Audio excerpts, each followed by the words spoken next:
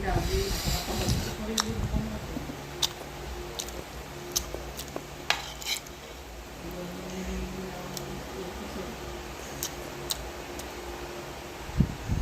Pipitin na ng mga daliri. Pipitin pa ng mukha. Mukha ka ng sanggad.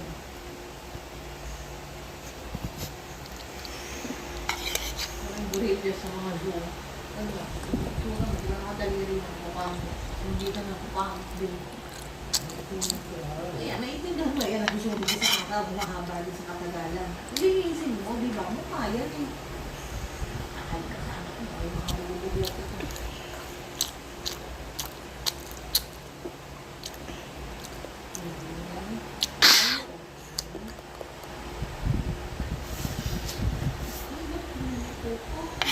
Bantay mo